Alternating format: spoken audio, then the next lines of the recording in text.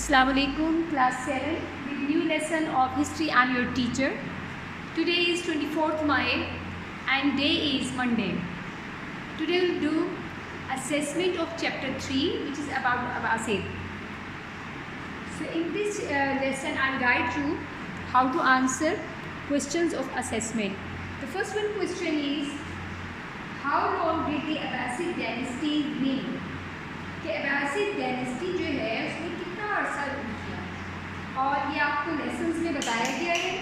I hope कि आपने lesson सुने हैं, देखे हैं और बुक भी रीड की है, तो आप मुझे आंसर कर सकते हैं। जी, कौन मुझे आंसर करेगा आपने से? जी बेटे, अब्दुल हादी, आप बताइए, how long did the Abbasid dynasty reign? So it's question number 1 और हमने पढ़ा है कि they ruled from 750 till 1258 CE। कौन बच्चा जल्दी से तो काउंट करेगा? from 750 till 1258 CE। कितना टाइम पीरियड बनता है अब्दुल हादी बेटे, आप बताइए। जी, यू आर वेरी राइट। ये अब्बासिद डायनेस्टी जी इतना यहाँ से लेके यहाँ तक इन्होंने रूल किया। सो आंसर इज कि Abbasid dynasty ruled for around 508 years।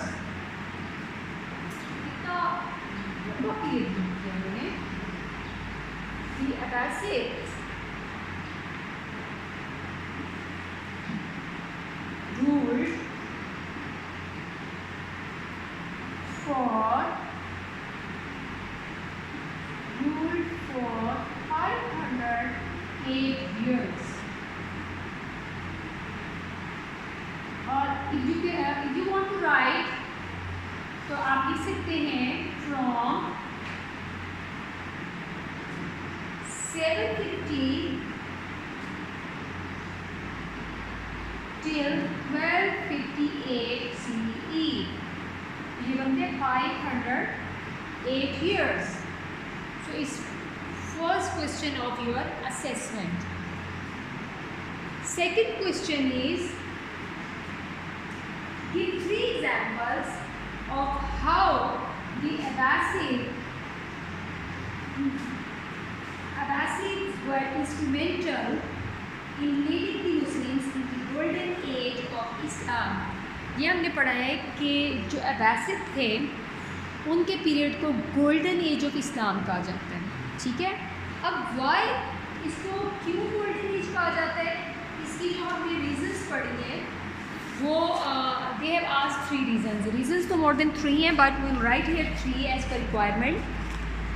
एक तो ये है कि वो बहुत ज़्यादा दे वर वेरी टॉलरेंट। ठीक है, they appreciated the value of other cultures, particularly that of Persian, and were willing to learn from them so they could increase their intellectual and scientific achievement. कि अब्बासिद थे बहुत ज़्यादा tolerant थे, open minded थे, इसलिए उन्होंने मुख्तलिफ cultures थे उनके लोगों को अप्रिशिएट किया और उनसे सीखा। ठीक है, इसलिए हम एक तो रीज़न ये लिख सकते हैं। ठीक है, नंबर 1, दे अप्रिशिएटेड। जी बेटे, आप लिखें नोटबुक्स पे अपनी। दे appreciated the value of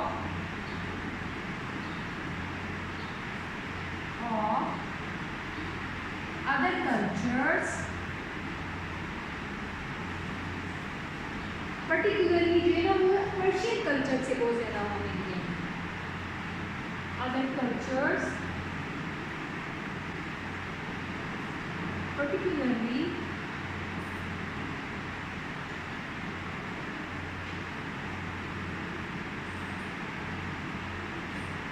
from particularly that of Persian. Okay? And willing to learn from them, and were willing. Who were willing? The Abbasids. They were willing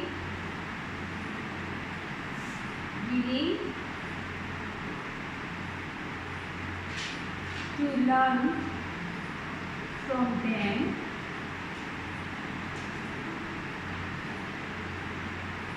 जी। दूसरों से आप जब लर्न करते हैं तो क्या होता है, क्या एडवांटेज होता है उसका? जी कौन सा बच्चा मुझे बताएगा? जी जुमर बेटे आप बताइए कि when people are open and they are willing to learn, तो फिर क्या होता है? जी then they learn and they enhance their intellectual and scientific achievements.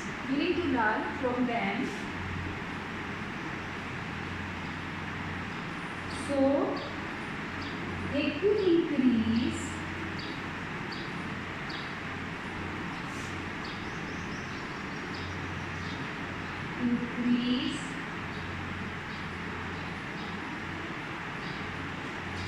their intellectual and scientific achievements.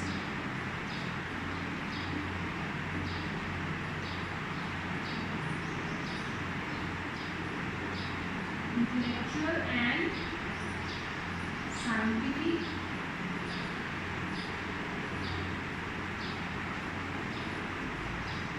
achievements.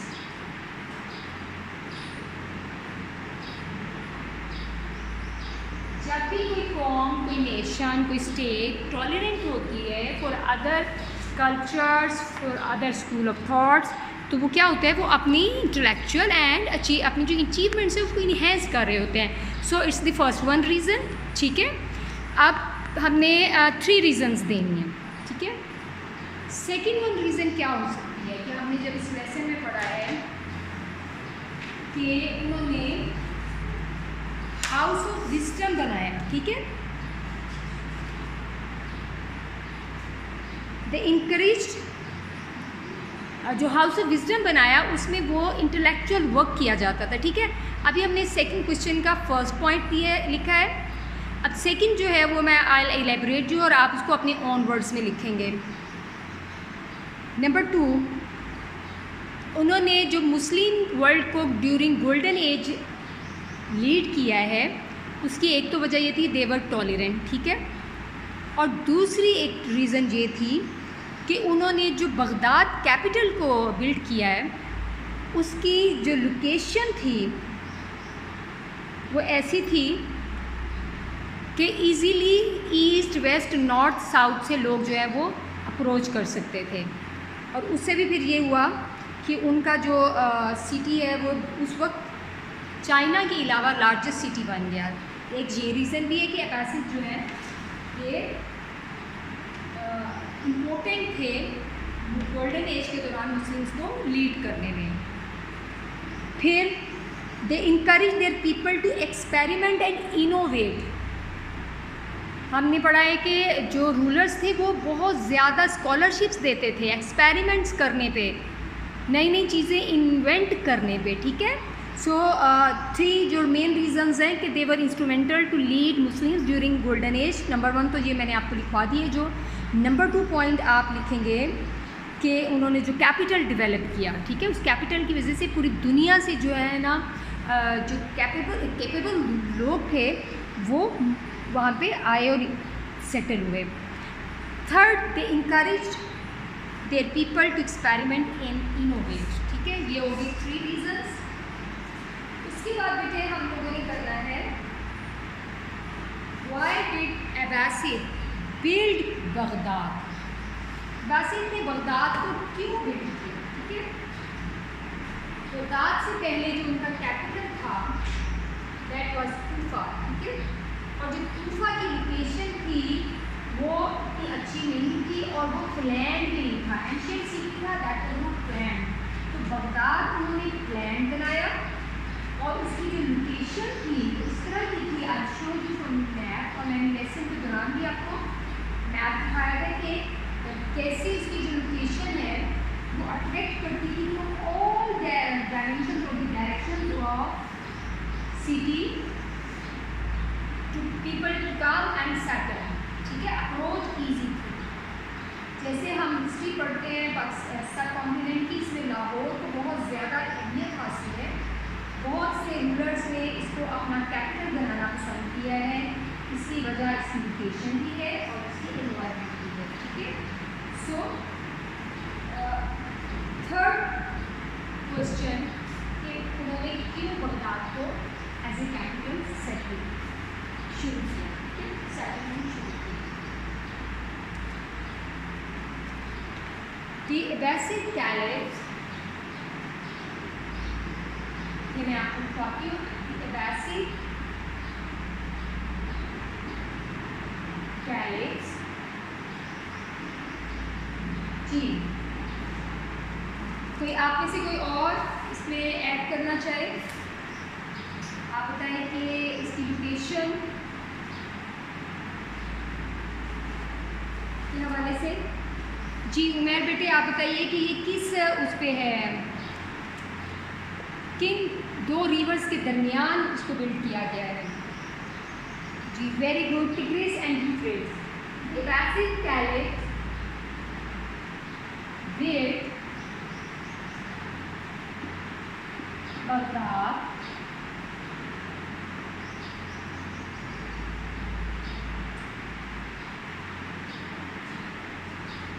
between the Tigris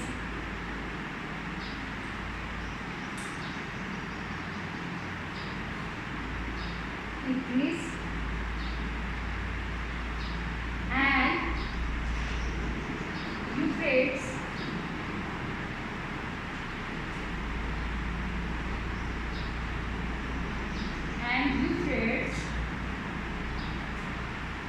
rivers, दो reverse के दरमियान ये बिल्ड किया गया है because it was better location. क्यों बेटर लोकेशन थी?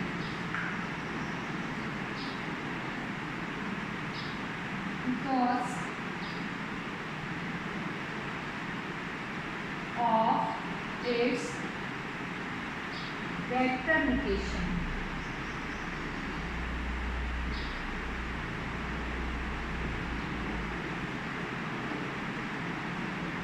एक तो ये रीज़न है बेटर लोकेशन, और दूसरी ये है कि किसी पुराने शहर को उसको नए तरीके से बनाना इज़ डिफ़िकल्ट, ठीक है, और एक न्यू सिटी को प्लान करके उसको शुरू करना is easier. So they prefer Baghdad and they build their capital city, their capital in Baghdad, ठीक है। सो ये है बगदाद को कैपिटल बनाने की रीज़न। और इसमें मैं आपको I will show you a map from your book, जिसमें ड्यूरिंग लेसन भी मैंने आपको ये मैप दिखाया था कि बगदाद की जो लोकेशन है वो बहुत सूटेबल है। दैट्स वाई ये अपने बनने के कुछ सालों में ही largest city of the world बन गया। If you look at the map, here is Baghdad, ठीक है, एंड यू सी कि ऑल डायरेक्शंस में अगर हमने ईस्ट की तरफ जाना है, वेस्ट की तरफ वेस्ट, नॉर्थ, साउथ, सारी जगह जो अप्रोच करना इसको ईजी है through water and land as well. That's why उन्होंने इसको अपना कैपिटल सिटी के तौर पे डेवलप किया। नंबर वन रीज़न ये है। और number two, maybe it's easier to develop, maybe it's easier to develop a new city rather older one. Easier to develop new city, ठीक है। So this may be the reason। सबसे पहले location तो है। Okay जी, तो third one question of our assessment. जी बेटे, अब मुझे Why was the translation movement so successful? जो ट्रांसलेशन मूवमेंट थी बहुत सक्सेसफुल थी, इसकी रीज़न्स क्या हो सकती हैं? ठीक है, इसकी सबसे पहली जो रीज़न है ट्रांसलेशन मूवमेंट की कामयाब होने की कि जो हाउस ऑफ विज़डम बनाया गया वो लार्जेस्ट लाइब्रेरी बन गई और वहाँ पे पूरी दुनिया से स्कॉलर्स आते थे और ट्रांसलेट करते थे। Number 1 this was the reason. ठीक है, नंबर 2 इसकी ये रीज़न हो सकती है कि बहुत ज़्यादा ट्रांसलेटर्स मौजूद थे जो कि मोर देन 1 लैंग्वेजेस जानते थे। अब फिर उनको स्कॉलरशिप पे जब काम मिला तो इसलिए भी उन्होंने हैप्पीली जो है एफिशिएंटली ट्रांसलेशन का काम किया, इसलिए भी द सेकेंड रीज़न।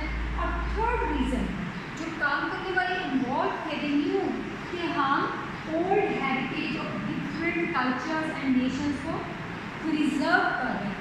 ठीक है, अगर ट्रांसलेशन ना की जाती तो वो शायद ख़त्म हो जाती, वो जो आर्ट वर्क थे या जो भी इंटेलेक्चुअल वर्क था। सो इसलिए वो बहुत इंथुजियास्टिकली काम कर रहे थे। It may be the reason. So जो हम इसका आंसर देखेंगे, 5th वन आंसर है, क्वेश्चन है इसका आंसर कि translation movement was successful because the house of wisdom, number 1 हम लिखेंगे house of wisdom was house of wisdom was largest library, उन वक्तों की लार्जेस्ट लाइब्रेरी। जी, अब आप में से और कौन सा बच्चा देखे सेकंड पॉइंट जो मैंने अभी आपको बताया है? हर बेटे आप बताइए second point. Second is many translators, बहुत ज़्यादा आप इसको इलैबोरेट करते थे। There were many translators were working for this movement.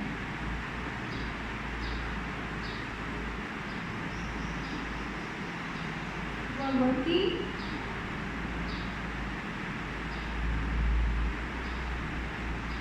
ठीक है। Number 3 reason, they knew they were preserving old knowledge or old treasure. They knew they were preserving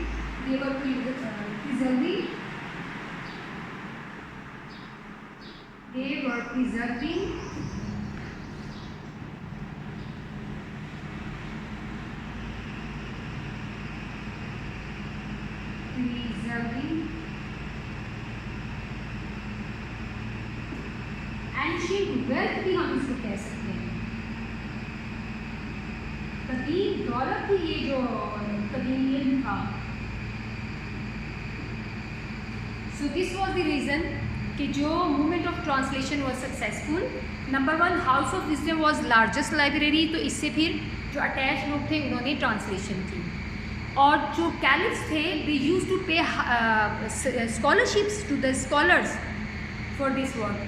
many translators were working, और बहुत एक नहीं बेशुमार translators were working, और जो काम कर रहे थे they knew they were preserving ancient wealth. So ये रीज़न हो सकती है। Now the last question of our assessment is, जो कि आप खुद करेंगे, they have asked to make table.